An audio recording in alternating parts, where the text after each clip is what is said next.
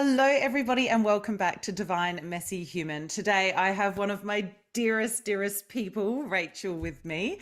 Rachel Gallen was one of my first kinesiology teachers, and that's how we met. And she has been a mentor, a rock, a nurturing mother figure in my life, basically since I met her. So, thank you so much for joining me today. Thank you for inviting me. It's so delightful to be here.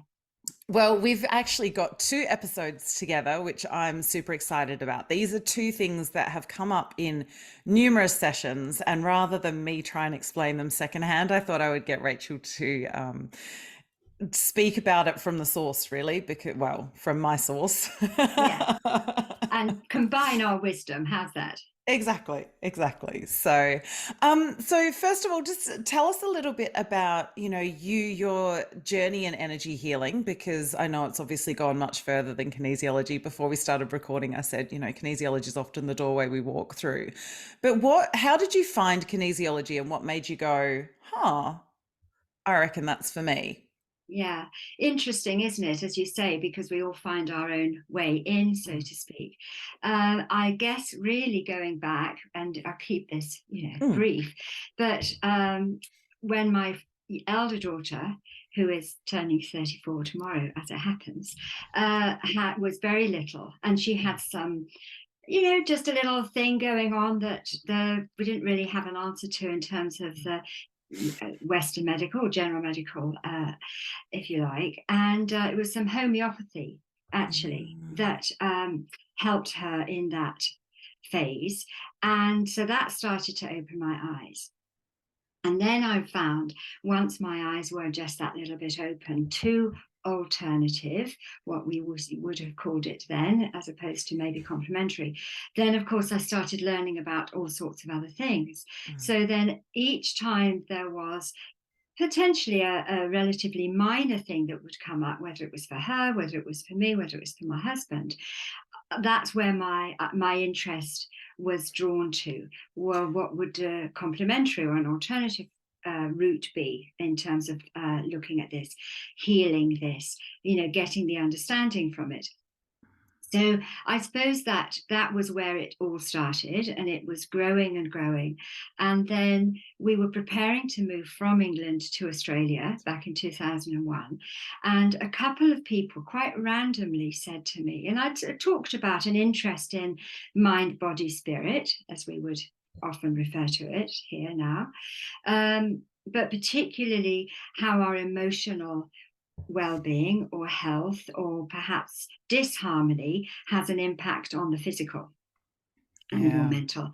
And anyway, these two people, and I say randomly because one of them was an accountant and had been my boss when I was a PA, and these two people said to me, oh, that sounds a little bit like kinesiology. And I had never heard of it. And so I thought, well, okay, didn't think anything more of it until we'd moved. And there we were settling in Australia. And I think my old boss contacted me. How are you going? Popped into my mind again about kinesiology, Googled it, discovered amazingly that the college was a couple of kilometers down the road. And so by this stage, we've gone through a massive move. We've had various other minor health things come up amongst the family. I've tried acupuncture. We've tried a little bit more homeopathy. We've tried some herbal medicine. And so looked into this kinesiology and what it is. And I thought, it's not the same as those things, but my goodness me, does it offer an awful lot of pathways to healing, becoming whole. And so I called them up, said, I'm really interested in the course. Can I sign up? And she said, have you had kinesiology? I said, no. And she said, do you think maybe it would be an idea? And I said, oh, sure. So went off and had my first kinesiology session, blew my socks off, absolutely blew my socks off, signed up there and then, and and here I am.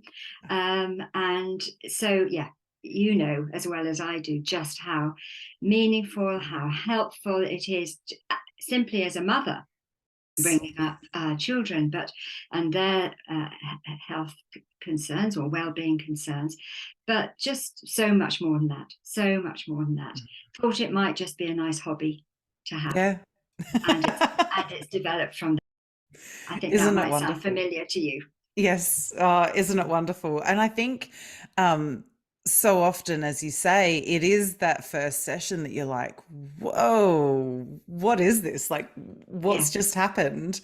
And yet, even those sessions, I think there were a lot of sessions when I first started going that were that whoa, and what felt like these massive quantum leaps of your awareness into self. But I actually found some of my bigger woes were when I didn't really notice much of a change in the session, but then in the weeks coming after, I was like, oh, something's different. Yes, absolutely. And I just love that, don't you? That because we have an expectation then around it. And Mm. this is going to be such a huge session, and it's going to be all about, X, Y, Z. And you come out and think, huh, wasn't like that about that at all. Yeah. And then a day later, or a week later, it's like it smacks you in the forehead. It's like, oh, it was ABC, not XYZ, And Yeah. so, or somebody else will make a comment, and you think, oh, it's that. And you hadn't perhaps seen it for yourself. So it's wonderful. And that's why it's a wonderful modality, because you get to have some talk therapy, but you Mm. also have that other deeper subliminal type of shift making healing going on that can take a little time to process. Yeah. And I think that is one of my favorite things about it is that it's not like no two sessions. I mean, I've been having it since what, beginning of 2015 regularly. I've been having sessions and no two sessions have been the same.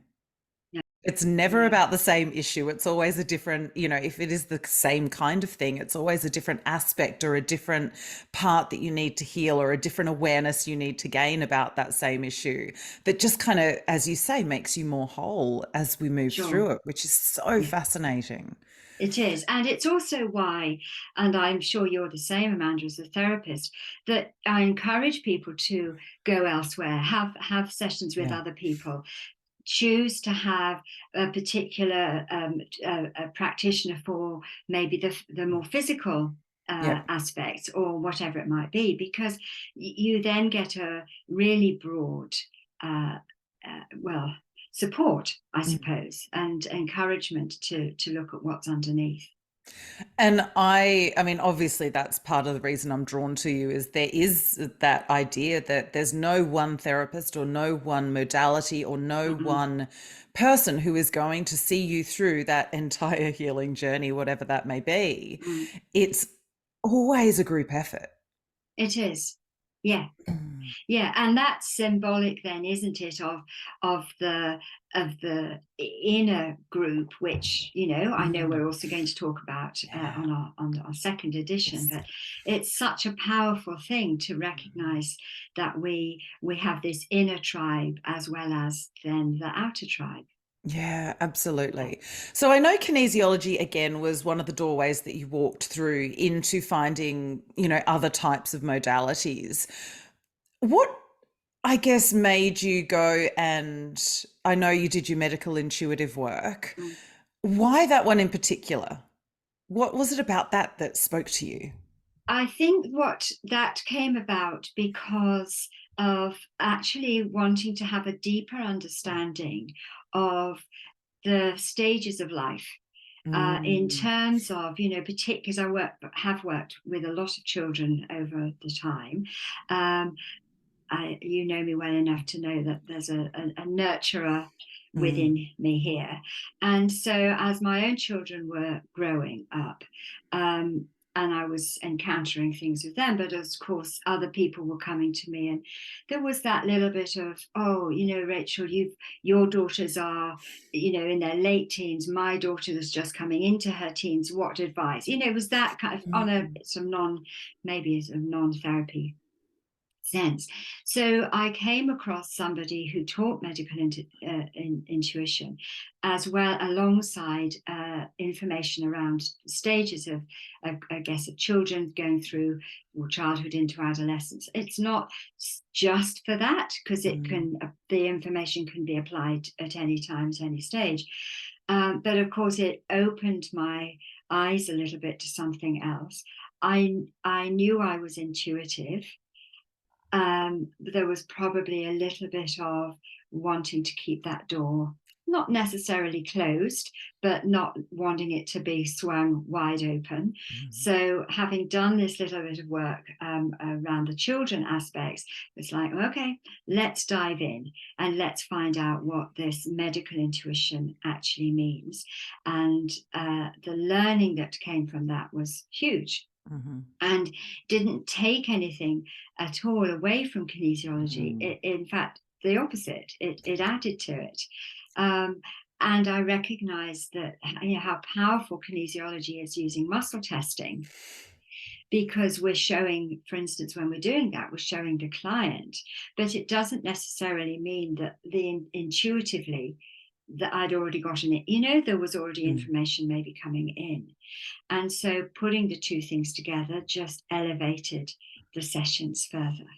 Yeah, I remember you going through that. I remember you telling me a story of seeing when you were trying to work out whether you were doing seeing a car driving around with medical intuitive on it, and you're like, Yeah, whoa, okay. yeah, absolutely.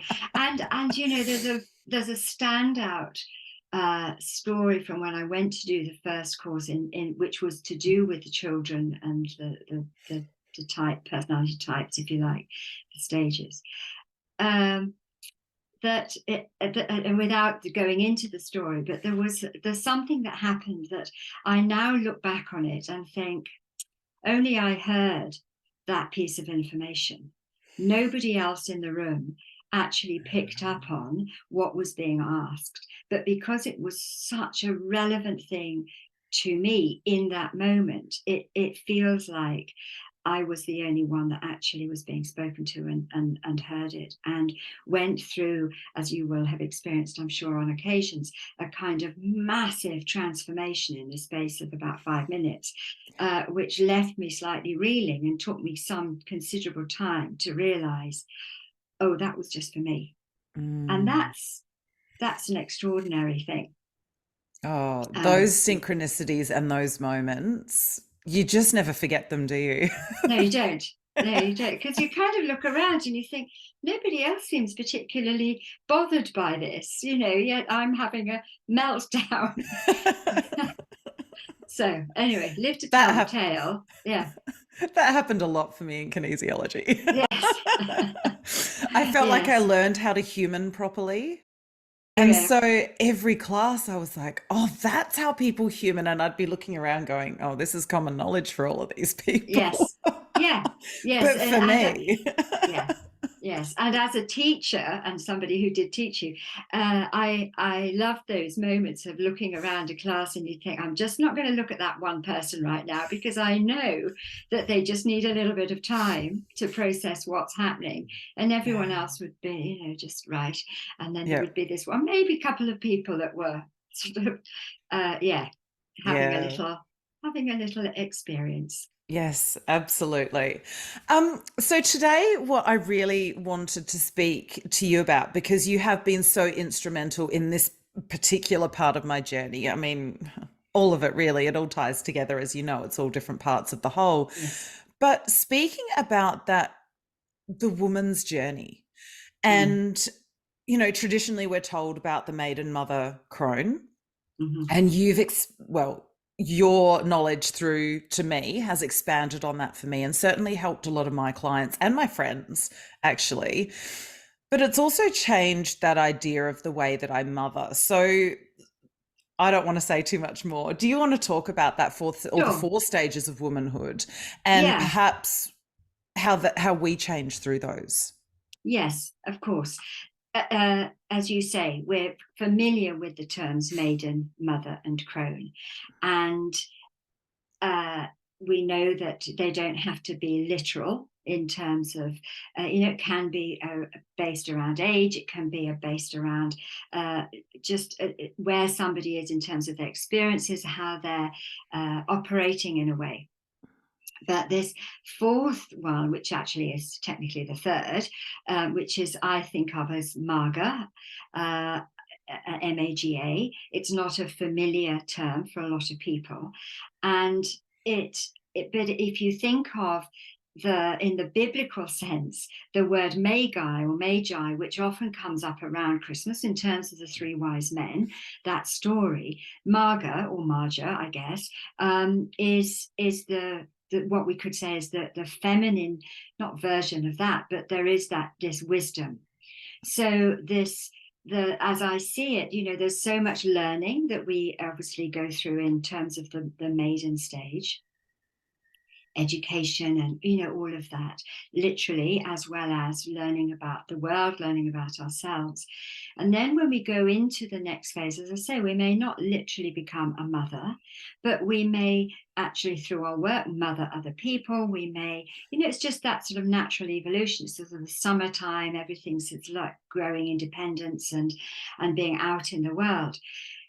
And this next phase, which might align, give or take, with the beginning of perhaps something like the physical of, say, perimenopause, leading into menopause. I know it's different for every woman, so this is a very general thing. But we might start to review our lives and how we're living a little bit differently. So there might be a sense of, I've been doing all of this this living a certain way. If we might be a lot of traveling, a lot of working, a lot of out in the world, a lot of partying or something like that. If we have gone into motherhood, then it might be bringing children into the world, raising those children, so you're tired for other reasons, and there is a sense of lots of energy being drawn out, in a sense. And so then coming into this Maga, I call it Maga, it could be Maja. I actually have never heard anyone else speak it, but we'll call it Maga. You start to have a greater awareness of yourself, but in a way in which you're not necessarily having to give energy in the way that you once did. So other people are not necessarily making the same demands on you, or if they are, you have a greater capacity to balance it. So does that make sense? So the intuition that's more naturally going to start coming, because you might have a little bit of a clearer mind. You might not be, that's where what I mean by other people making not so many demands means that you have a little bit more headspace for yourself. And so you also become naturally, I think, a little bit more contemplative, a little bit more reflective. In our, say, 20s and 30s, I'll just use an example, come New Year's Eve, there might be a sense of, okay, right, what is my New Year's resolution going to be? And it might be very much to do with goal setting and, all of those sorts of things. Might become a little bit kind of more, or less of an excitement through the 40s. But then as you're nearing this stage that I'm talking about, you can sit back a little and reflect and go, yeah, that's worked, or no, that hasn't, and actually have the awareness of, I can do this differently. We can have a greater sense of being able to respond rather than react, for instance. So that means that we're not reactive and not, obviously not in that fight-flight response in the way we might have been. We might be able to take a little more time for ourselves for self-care, even if that just means switching off, going for a walk, whatever. They don't have to be indulgent ways to self-care. So as as we grow into this phase, if in respect of being a mother, it might coincide with our children becoming a little bit more independent. Definitely. And yes, and so again, and I think you alluded to this earlier, we're still a mother. We will always be a mother to that child or those children, but we might just realize, have the awareness of, I don't need to mother them in the same way. They don't want you to mother them in the same way, or at least not consistently. So that awareness of others that's what happens. We go from the awareness of self to the awareness of others. So I think as somebody who's worked as a therapist, and the same for you, for some time, we do have a little bit of innate built-in what's the word, awareness of, if you say to somebody, how are you, and they say, I'm fine, you think, no, you're not. But out in the sort of, like, not called the real world, but in the world where there isn't a therapist involved, that becomes a more natural thing. And so women, particularly women together, and actually men are getting much, I don't want to say much better, but there is great, because of the discussion around mental health amongst men, for instance, the looking out for men friends is also starting to take place, which is fantastic. So a group of women that are having that awareness, sitting back into this phase and looking out for one another, means that actually we're, in a sense, also looking out better for ourselves. That wasn't terribly good English, but I think you know what I mean. Yeah, so the nourishing is there, but there's the nourishing, rather than, as I said before, rather than it draining us, we flourish through it. And so we have a greater sense of inner peace. We're looking at our kids maybe and thinking, are they okay? But we're also getting this little message of, sure, they're okay. If they're not okay, they'll come and talk to us, they'll come and let us know, rather than feeling that we need to be doing lots of hands-on nourishing and nurturing of them, because we have to give them space. So in giving them space, we get space. It's funny. I had a conversation with my children only, it must have been last year, when they were around that, 14, 16 type phase. And I said, you guys should be wanting to spend more time with your friends right now than me. As much as I love you and I want heaps of time with you, because they were asking for permission to go and see their friends or something. I'm like, you should be wanting to spend more time with them. That's what teenagers are supposed to do. There shouldn't be as much family time now. As much as whatever you give me, I will very greedily take. Yes. And they were a bit like, like this is normal. I'm like, yeah, it is. Yeah, absolutely. Yeah. And you want this lovely balance of them spending time with their friends, because it's how they learn stuff too. It might not always be easy, because they're in the phase of, I want to fit in. I don't want to, I want to look or sound like other people, but actually if I'm truthful, maybe I don't, but I don't know how to do that. So they're in that, and we don't need to be in that with them. I think I was in that until my late 30s. Yeah, right. Yeah. I did once go to a parenting seminar. It pops into my head right now. And I think the person that was speaking said something along the lines of, don't let your self-esteem be sort of set at what your children think of you. Again, like it's whatever they think of you is none of your business. Just get on with doing the job. And when you get into this Maga stage, because as I've said, you have a little bit more space and openness to have the dedication for them, as well as the dedication for yourself. And I think that's just a really beautiful thing. And it's not an overnight thing. you know. It evolves and it grows, and Mm. depends on how many children you have, how far apart they might be in age, or those kinds of things. And I also would like to talk about women who Mm. haven't had children, Yeah. because they are still going into this phase of the Mm. Maga, and their intuition is becoming perhaps louder, stronger, whatever words you Mm. want to use.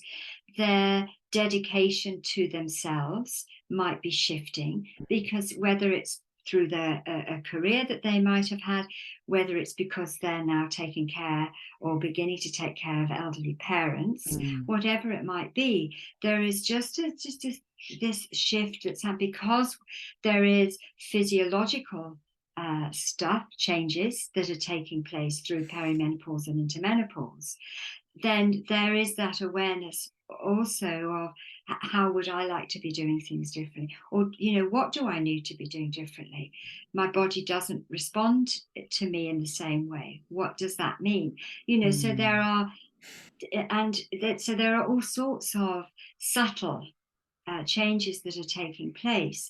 And if we embrace being in this Maga phase, as opposed to it feeling like where it was Maiden, Mother, Crone, oh, I'm going into the Crone phase, that means, there's not much time, time left, or because back in medieval times, Mm. back in a century or two or three ago, women didn't perhaps live for long enough to Mm. make sense of there being four stages.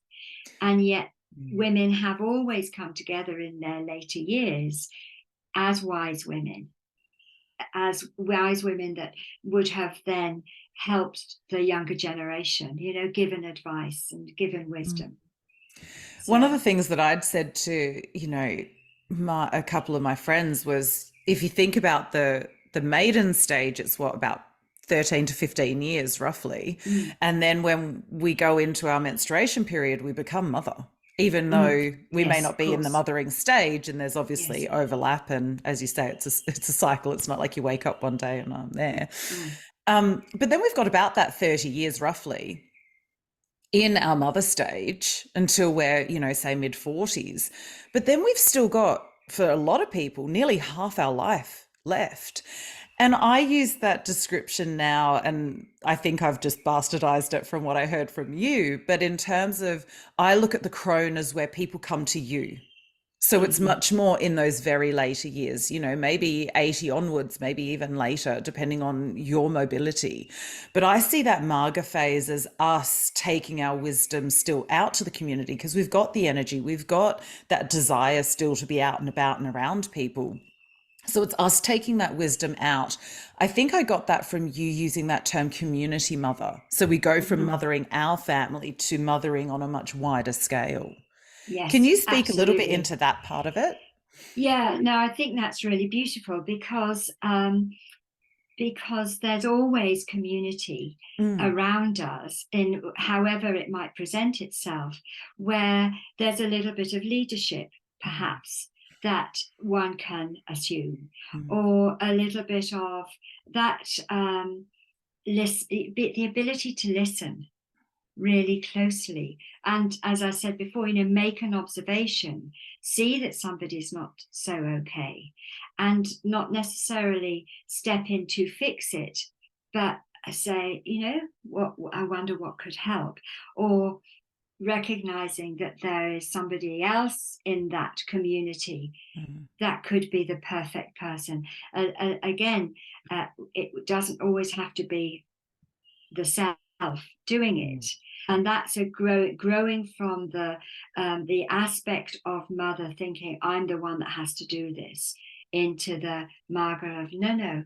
it's the village, Mm. it's the whole community that are participating here, um, and there's a sense of real delight in feeling that you're part of a community, and Mm. that there's a purpose in it. If you have a community that are, let's say, meditating for a particular something, the power of that community meditating is infinitely greater than the power of the one person meditating. And I feel as though that's, this Maga phase is perfect for being able to do that as well. Mm. And and and and it being all right if somebody comes along and says, I can only do a little. It's like, it's okay, because that little bit together magnifies Mm. then. Yeah. Yeah. I love that you mentioned earlier the men's work and how men are stepping into this. I actually said to one of my male clients, in some ways, I feel like some of those men's groups are doing it better in, because what they've already got the masculine and they're drawing in the feminine. They're welcoming in that talking of emotions and all of that. And in that welcoming in of the feminine, they're helping to heal that masculine container. What I've seen a lot in my clinic, especially, is people who've done that feminine embodiment work because they've been, and what we're talking about now also ties into the heroine's journey. So the part that you're talking about where we become, we've got the success in that masculine world, we've done all the things, and we're like, somehow I'm out of alignment with my values, or I'm not quite living the life that I know is more meant for me, feeling like there's just something off kilter. And we realize it is because we've been living in this more masculine world. What I see a lot of people doing then is almost throwing the baby out with the bathwater and getting rid of that masculine and going, I've just got to do the feminine embodiment stuff. But really, it's about that marriage together of the two. Absolutely. Yeah, for sure. Mm. Because for what, let's say 100 years or so, there has been such a striving by women, for women, Mm. to have a voice, to be heard, going back to the vote and, all of those sorts of things. Just, it's very basic history there. And it has got a little bit misconstrued, for such a long time.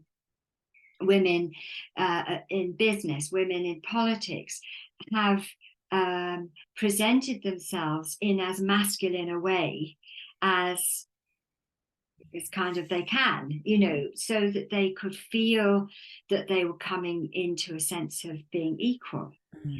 But what was going on in the inside, in terms of the inner tribe, the inner landscape of that would have been quite confusing. Mm.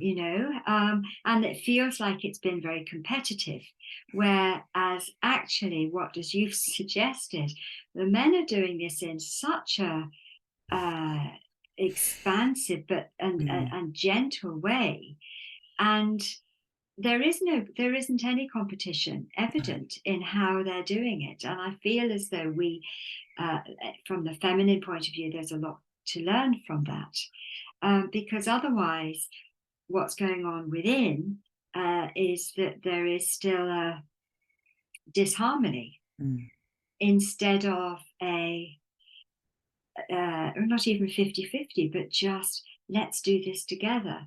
And I won't be able to remember the words at all well, but if you're familiar with the work of Cahill Gilbrand and the Prophet, so the Prophet on marriage, and I encourage anybody who is just is interested to go and take a look at this, because it talks about there being something along the lines of, two trees that grow together, and they might bend to one another, but they don't become each other. And so we could talk about that in the sense of the outer marriage. But if we talk about it in the sense of the inner, the masculine and the feminine, they're there together. They're in this lovely kind of sensual dance together, and they're listening to one another, and they're communicating, and they're looking out for. And so there is, within that, there is no competition. And there's just a sense of real intelligence, actually, of everything that each of those aspects the masculine has. And within the masculine, he has the balance of the masculine and the feminine, and then there's the feminine, and then Mm. within the feminine there's the balance of the masculine and feminine.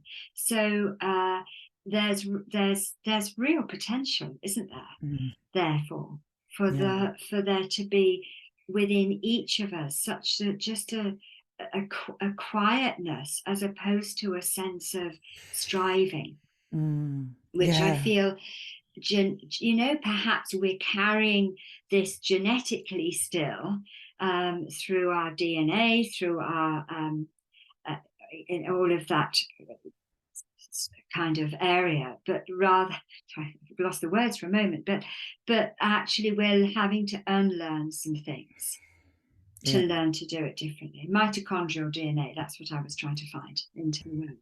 So some of it's about going, oh, look what how my grandmothers were. Look how my mother-in-law, for instance, have been. How is it for me? How is it for my daughters?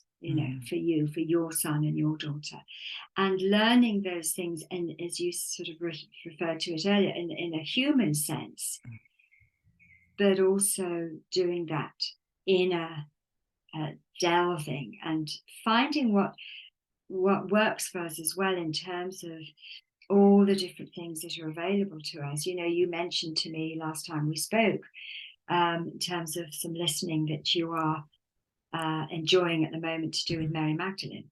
Yes. Yes. Oh, So there's powerful learning and teaching and wisdom in that. And that's not just for women to listen to. no. No, and it talks, So, what I'm loving so much about that book is they are talking about Mary and Jesus, Mary Magdalene, this is not Mother Mary, and Jesus being in that lover type relationship because she was his main companion. And in the Gospel of Mary, it says, Jesus loved you more than any other woman. And so it's trying to balance that idea of being 100% human and 100% divine. And yes. when people talk about Jesus, they often try and then take out his sexuality, take out these certain aspects of him. And yet, for him to be 100% human, he needed to have that part of himself. And Of so course. there is this supposition that the two of them were romantically involved as well as co-teachers and informers of each other. And interesting that he came to her as he came out the tomb.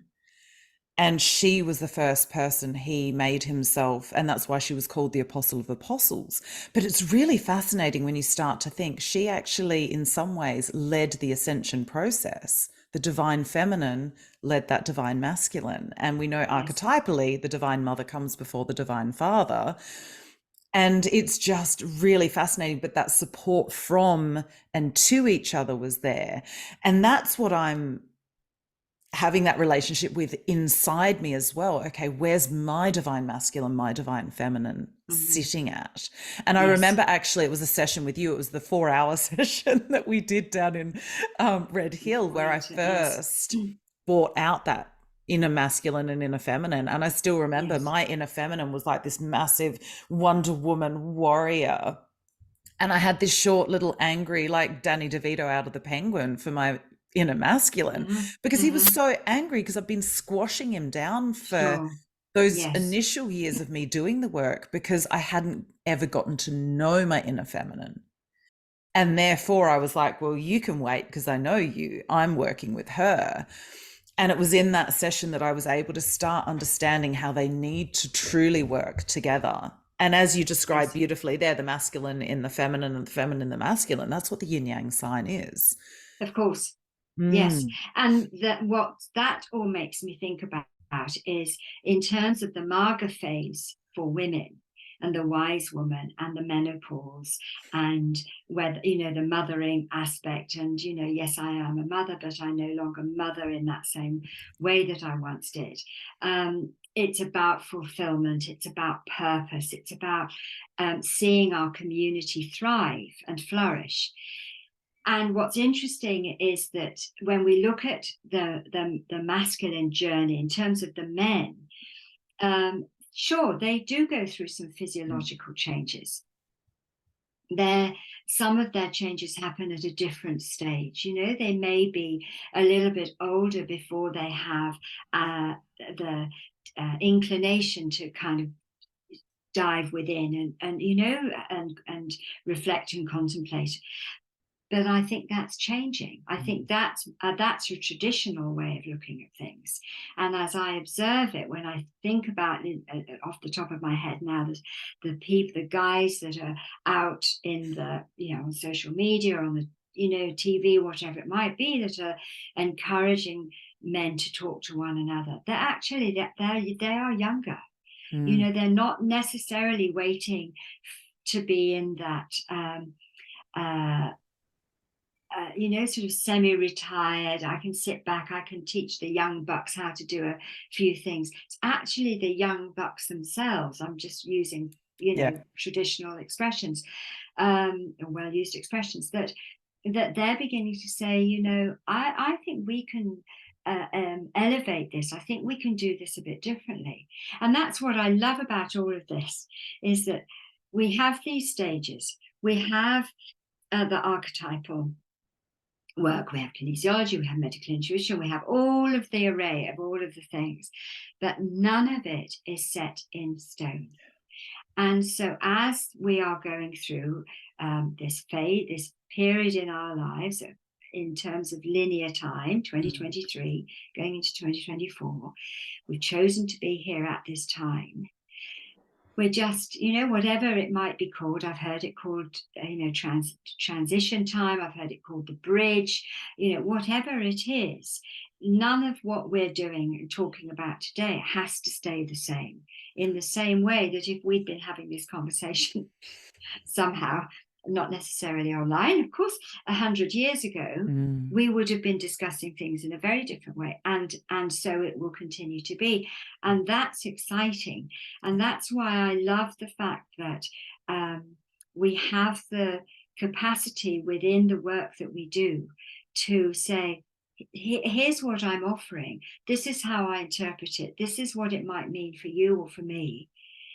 But at the same time, as cosmic changes, forces, come to be and come to pass, as new information might come, we download information, it evolves, and I could say something to you one day and you might interpret it a certain way.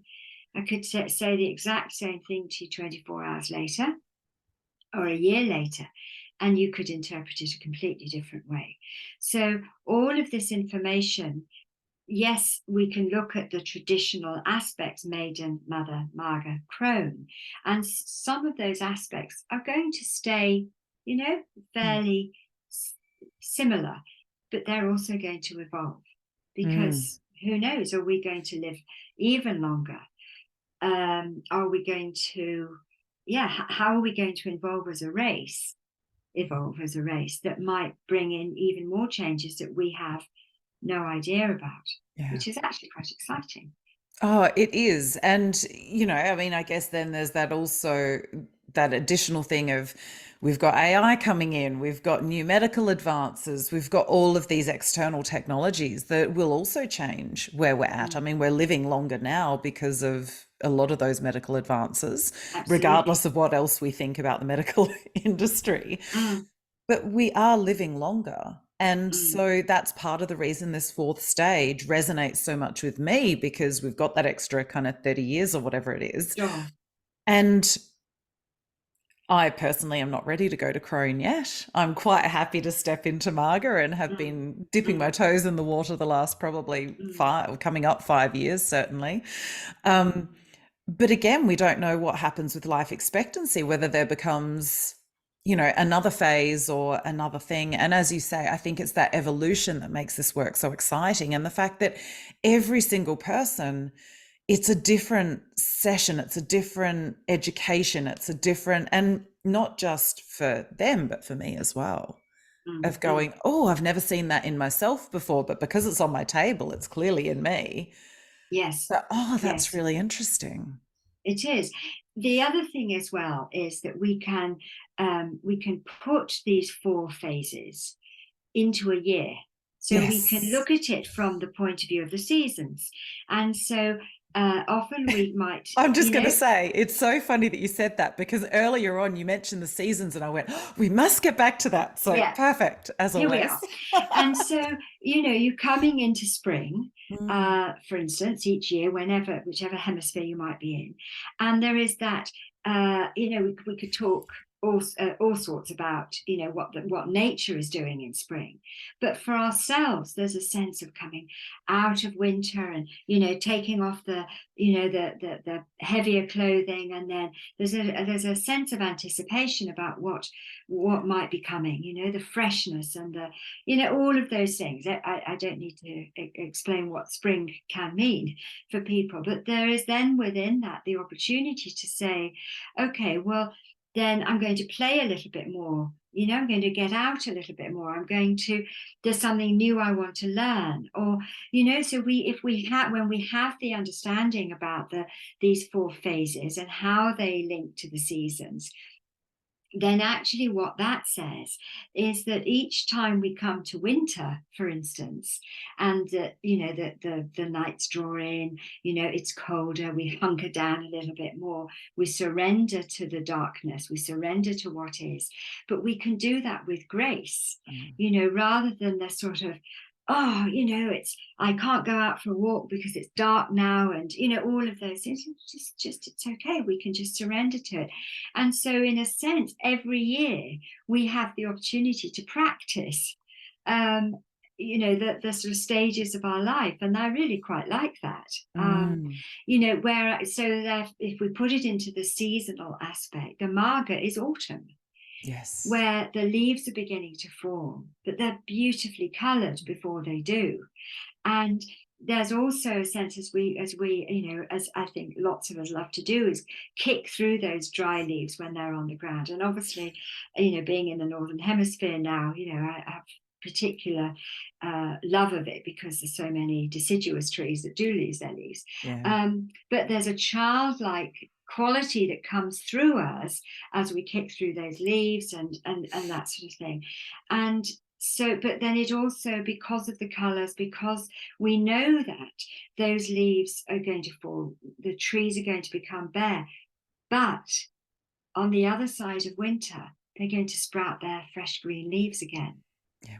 And so there's a confidence in that. There's an ability to reflect on it and say, yeah, this happens every year, but I know, in a few months' time, that back will come that sort of new anticipation.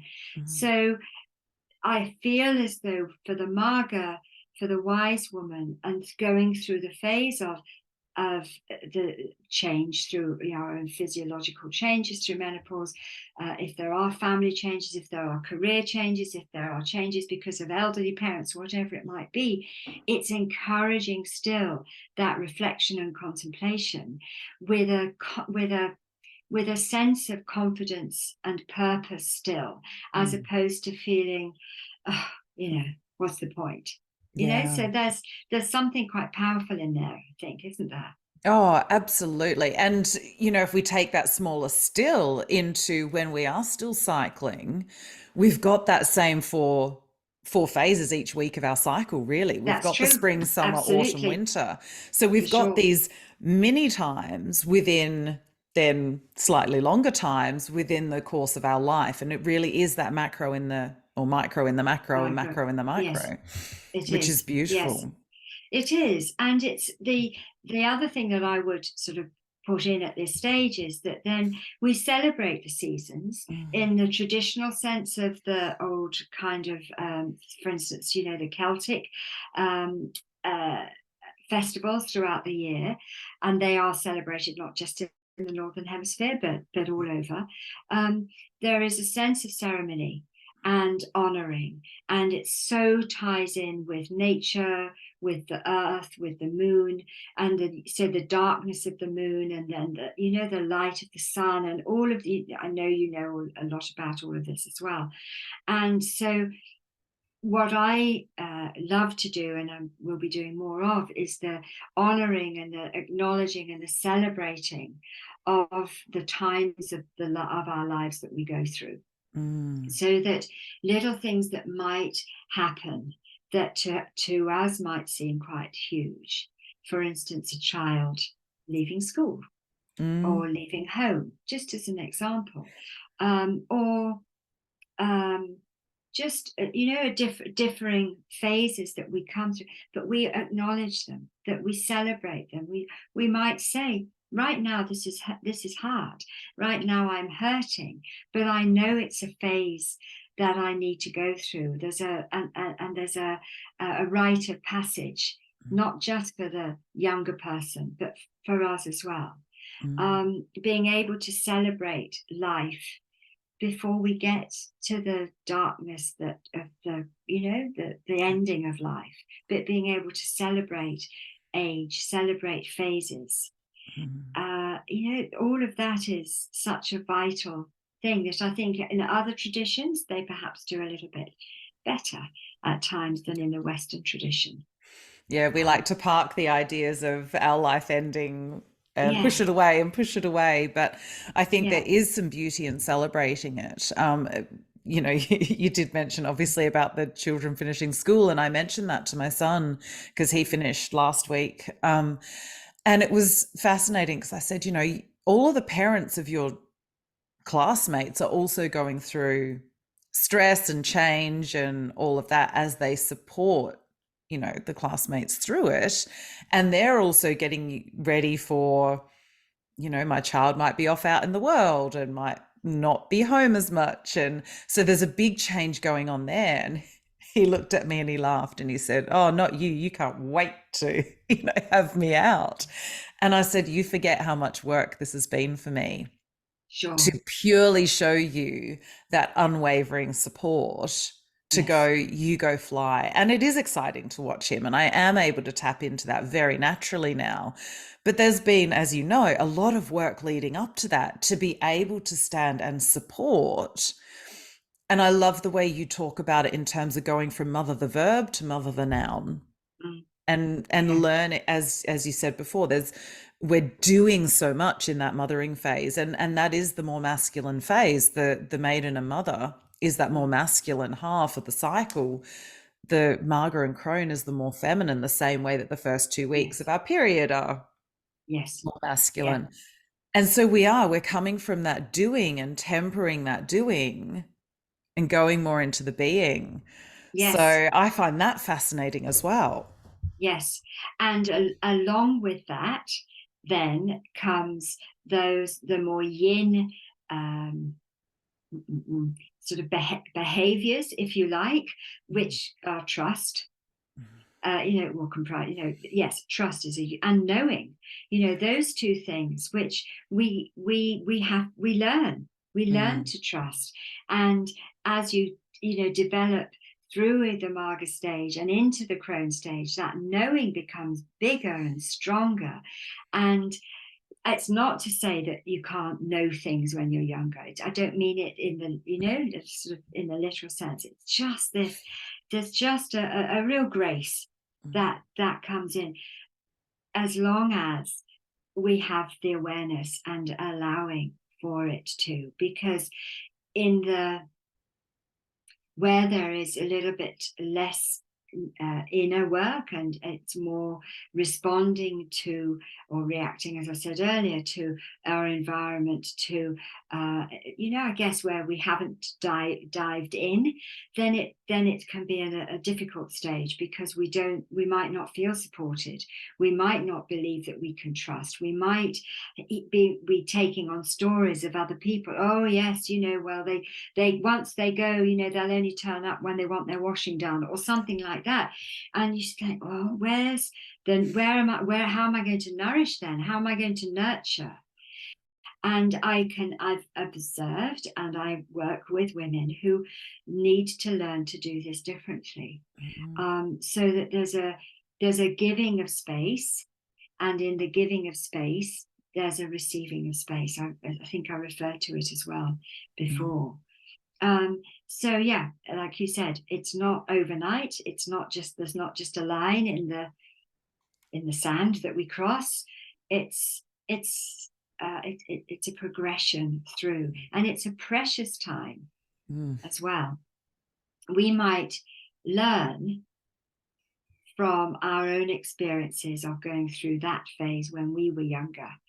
We might learn how to do something because that isn't how it was for us, or because it was, maybe our mothers taught us uh, in the sense of they showed us this way, or maybe they taught us in the sense that they showed us a completely different or opposite way that wouldn't work for us.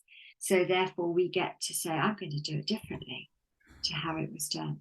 And of course, Mm. that applies to lots of things in life too. But again, it's this is after the sort of the early maiden into mother stage. This is the mother into Maga stage is a big step Mm. again. Yeah, Yeah. And I like that you do mention that it's a progression. And I think the really important thing with that idea of progression is to come out of the idea of it being that masculine linear progression, understanding that it's like that meme on social media, what you think the journey will look like and what the journey actually looks like. And there's just this big for wiggly sure. line that Yeah. kind of heads in an upward. That's what our progression into this is sometimes you feel like you're being pulled back, and sometimes you feel like you're leaping forward, and other times you feel like you're flat on your face, not knowing where to go or what Yes. to do. Yes. What happened? Who tripped me up? Yeah. Yes, and in the sense of the masculine being the sort of the first half. So if we are looking at reinventing ourselves in any way in that sort of first, being very general, first half of our lives, um, it is a much more masculine. It's much more about being out in the world, one way or another. And then as we come into this softer, more, sort of innately feminine phase, then the reinventing is totally different because the change of identity is huge around the menopause time, the perimenopause, the menopause, the child leaving or not leaving, whatever it might look like. So the reinvention or the remembering is huge, powerful, and actually a really wonderful thing to dive into. Mm. Um, and actually can turn the narrative around so beautifully of, well, what's my life going to look like Mm. after this, or when that happens, or now that my body's beginning to look and feel a bit different, Mm. because that can be a huge thing for women. And whether it's to do with the outer appearance, skin, hair, weight, all of those sorts of things, which might mean something more for one person than for another. But it's about progressing through it. It's about observing yourself. It's about saying, I don't have to reinvent myself for anybody out there. If I'm doing any reinventing, I'm doing it for myself. Mm. So there's a newfound confidence that can come from that, that I feel many women are looking for. Mm. And they're going, they're turning to things that perhaps are a little bit more physiological Mm. than spiritual, emotional, which is where you and I can come in Yes. to say, well, yeah, sure, do those things, but let me help you, or let me walk with you on this path and look inward, and find a Yeah. softer way of doing things or being. I love that idea of the softer way of doing things and being, because so often we do have that external shell that we wear out in the world, especially as we're younger. And the cracking open of that, the cracking through it, is that new birth into something different. And often there's numerous layers to crack through. Often But I there are, feel yes. I feel that softening as certainly I'm moving through it, and that greater awareness and that greater connection and all of that. And I think what also is really positive is seeing, I think it's changing back, even when my mother went through menopause, as early as that, I think there was this thing that once you went through menopause, there was no use for women anymore. That was it. They were done. Mm. Their primary function is to have children, and therefore that's done. So now just go hide away. Mm. And I think that's really changing. And I think that's part of why I love the idea of Maga so much is it's actually when our work with the community begins. It's a new beginning. It's not an ending. Well, it is, but it's both Yeah, and. yes, it is. And it strikes me that, in some periods of time, that the women that went through menopause, um, that didn't feel that they had that use anymore because childbearing days were over, um, turned to, say, for instance, a volunteering type of Mhm. role. And so then within that, they have a community. They're with like-minded people. They have a shared interest in what they might be volunteering for. I'm being, a little Mm. bit old-fashioned here. Um, and yet, actually, what they have the potential for and the capacity for is, I'm not suggesting that volunteering isn't worthwhile. It's fantastic, and we still need people to want people to go and do that. But my goodness me, there's so much incredible work that could be being done on a grander scale, if you like, like really saying, I have all of this wisdom and I have all of this experience. I'm not just a menopausal woman. I mean, there's such a story Mm. around there that I feel is changing. But, Mm. at the age that I am, I feel like it's there still. Yeah.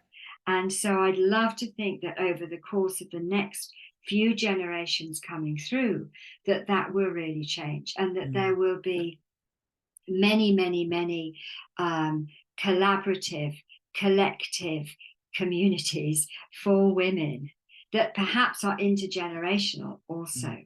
that really hone in on the skill that we have. Mm. Um, and that perhaps there would be, as well, where there are mixed um, gender opportunities, where there is absolute equality and respect for one another and an openness to discuss the Mm. feminine and the masculine within each of the Yeah. male and the female, and as you've called it, the divine feminine and masculine too. Mm. There's so much potential for there to be a smoother path Mm. for men and women going through these stages in life. Yeah. Oh, absolutely. Absolutely. Oh, thank you so much. We are That is obviously going to my come pleasure. back. As you know, I could speak to you about this kind of stuff all day And because all night. it's Yes, so it's fascinating. it is, and what is lovely is that we talk about this one on one. We might Mm. share this in a group or running a retreat or a workshop or something. But the dialogue, that it just keeps coming is magnificent. Yes. Just love it. Well, I am Yes, very much looking forward to our next conversation as well.